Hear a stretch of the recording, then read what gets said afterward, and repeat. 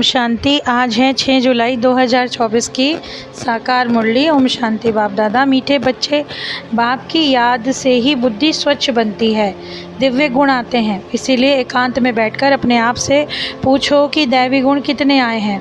प्रश्न है, सबसे बड़ा आसुरी अवगुण कौन सा है जो बच्चों में नहीं होना चाहिए।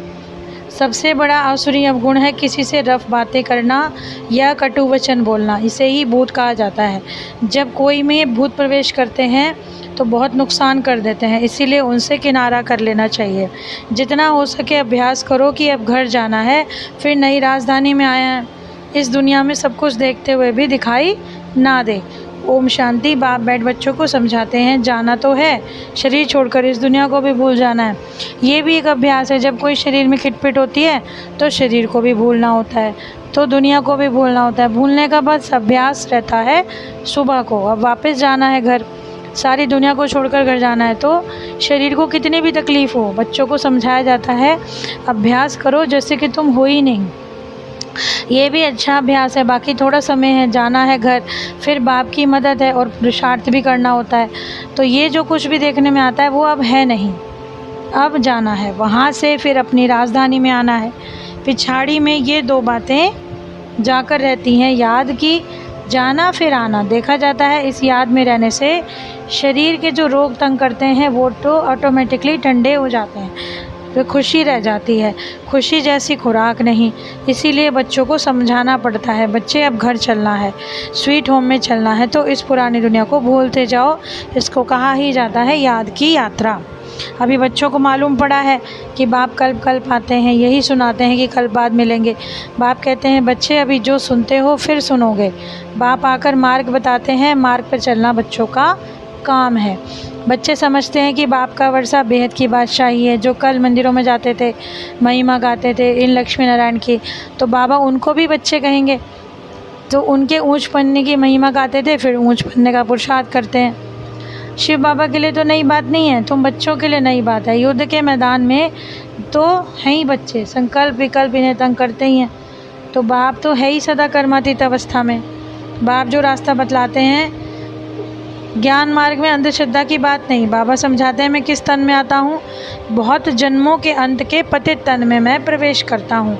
दादा भी समझते हैं जैसे और बच्चे हैं, मैं भी हूँ। दादा पुरुषार्थी संपूर्ण नहीं, तो तुम प्रजापिता ब्रह्मा के बच्चे ब्राह्मण पुरुषार्थ करते हो विष्णु पद पाने। लक्ष्मी नारायण करो, विष्णु कहो, बात तो एक ही है।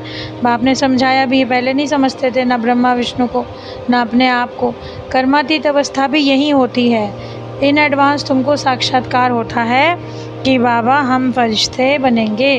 तुम भी जानते हो हम कर्मातीत अवस्था को नंबरवार पाएंगे, तभी तो समझते हो कि अब लड़ाई लगेगी, मिरुआ मौत मुलुक शिकार।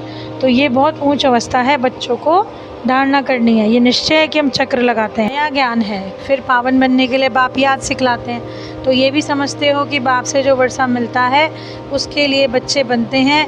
84 जन्मों का चक्र लगाया। कोई को समझाओ तुम आत्मा हो, परमपिता परमात्मा बाप है, अब बाप को याद करो, तो उनकी बुद्धि में आएगा कि दैवी प्रिंस बनना है, इतना पुरुषार्थ करना है, विकार आदि सब छोड़ देना है। बाप समझाते हैं बहन भाई भी नहीं, भाई भाई समझो। बाप को याद करो तो विक्रम विनाश होंगे, और कोई तकलीफ आदि की बात नहीं। पिछाड़ी में किसी को कोई दरकार नहीं रहेगी, सिर्फ बाप को याद करना है, आस्तिक बनना है, ऐसा सर्वगुण संपन्न बनना है।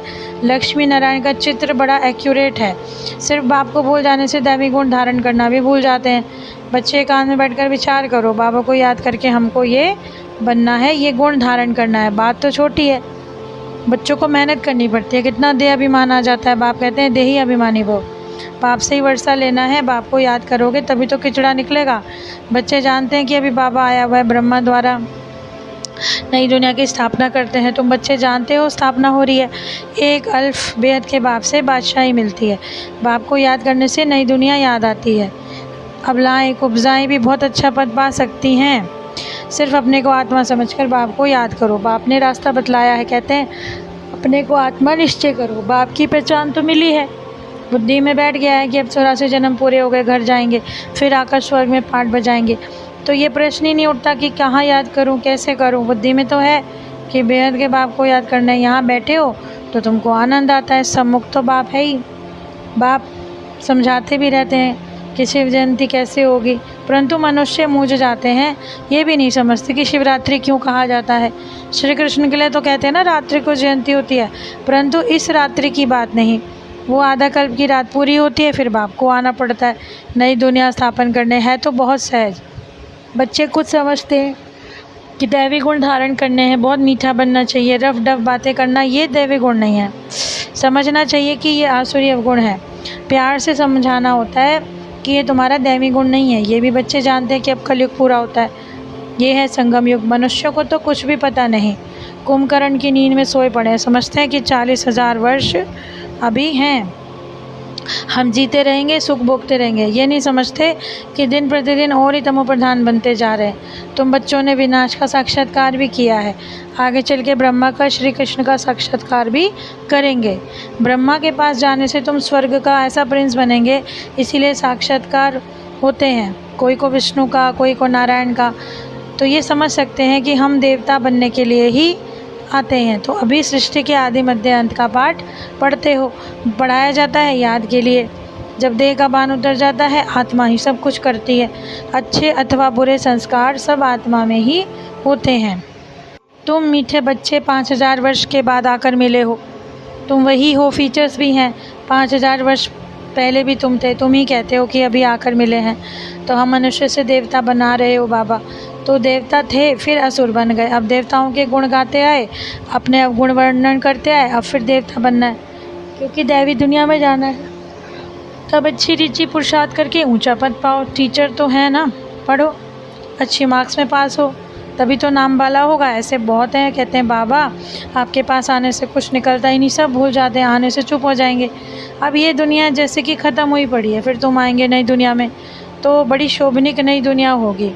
कोई तो शांति धाम में विश्राम पाते हैं, तमो प्रधान लोग से छूट जाते हैं, वहाँ तो शांति सुख सब मिल जाता है। तो अच्छी रीति पुरुषार्थ करना चाहिए। बाबा जो श्रीमत देने वाले हैं, राजा आदि खुद नहीं बनते, उनकी श्रीमत से हम बनते हैं। जो नई बात किसी ने देखी ना सुनी, अभी तुम बच्चे जानते हो कि हम श्रीमत पर बैकुंठ की बादशाही स्थापन कर रहे हैं। हमने अनगिनत बार राजा ही स्थापन की है, करते और गवाते हैं। ये चक्र तो फटता ही रहता है। पादरी लोग जब चक्र लगाने निकलते हैं तो कोई को देखना पसंद नहीं करते, सिर्फ क्राइस्ट की याद में रहते हैं, शांति में ही चक्र लगाते रहते हैं। समझ है ना कि क्राइस्ट की याद में रहने, जरूर क्राइस्ट का साक्षात्कार हुआ होगा।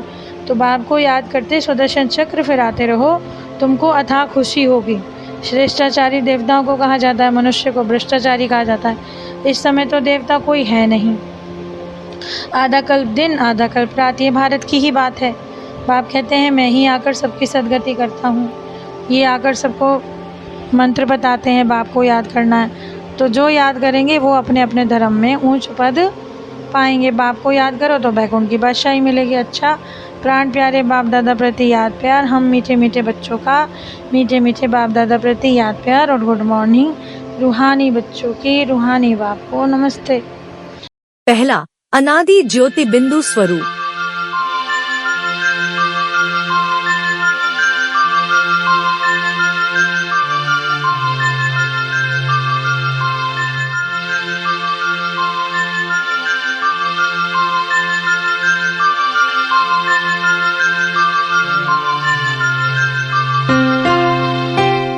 दूसरा है आदि देवता स्वरूप।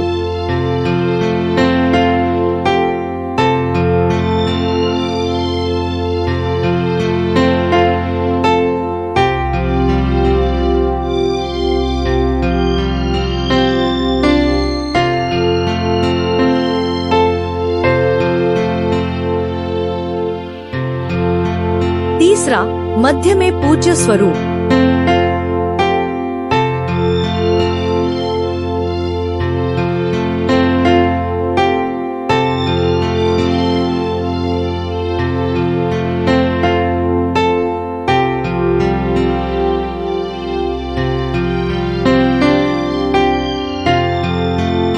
चौथा है संगमयुगी ब्राह्मण स्वरूप।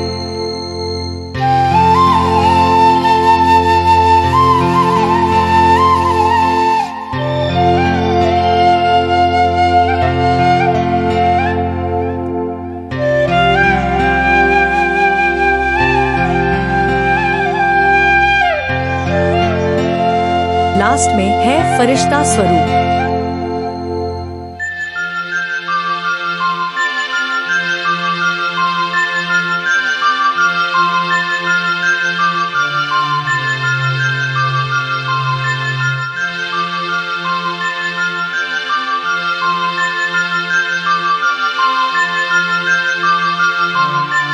धारणा के लिए मुख्य सार: चलते फिरते एक बाप की याद रहे, कुछ भी देखते हुए ना दिखाई दे, ऐसा जांच और अपनी अवस्था करनी है कि हमारे में दैवी गुण कहाँ तक आए हैं।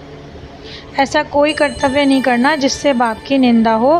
दैवी गुण भी धारण करने हैं। अब हमारी बुद्धि में रहे कि घर जाना है, फिर अपनी राजधानी में आना है। आज का वरदान है: सेवाओं में शुभ भावना की एडिशन द्वारा शक्तिशाली फल प्राप्त करने वाले सफलता मूर्त भाव। जो भी सेवा करते हो उसमें सर्व आत्माओं के सहयोग की भावना हो, खुशी की सद्भावना हो, हर कार्य सहज सफल होगा। जैसे पहले ज़माने में कोई कार्य करने जाते थे तो सारे परिवार का आशीर्वाद लेकर जाते थे। तो वर्तमान सेवाओं में ये एडिशन चाहिए कि कोई भी कार्य शुरू हो उससे पहले सभी की शुभ भावनाएं, शुभ कामनाएं लो, सर्व की संतुष्टता का बल भरो, तब शक्तिशाली फल निकलेगा। आज का स्लोगन है: जैसे बाप जी हाजिर कहते हैं वैसे आप भी सेवा में जी हाजिर जी हुजूर करो तो पुण्य खाता जमा हो जाएगा। तो बाबा जैसे हमारे लिए हमेशा उपलब्ध रहते हैं, हाजिर रहते हैं, तो हम बच्चों को भी बाबा के कदमों पे चलना है।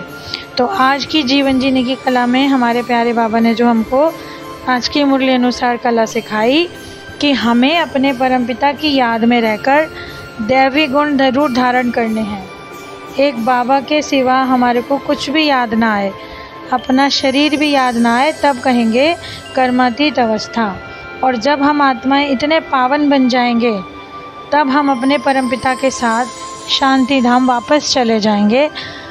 और बाबा ने कहा उस अवस्था तक जाने के लिए तुम सब बच्चों को पुरुषार्थी बनना है और अपनी कमाई का खाता जमा करते जाना है। और आज की इतनी सुंदर और मनमोहक मुरली के लिए बाबा का दिल की गहराइयों से पद्मावदम शुक्रिया। ओम शांति।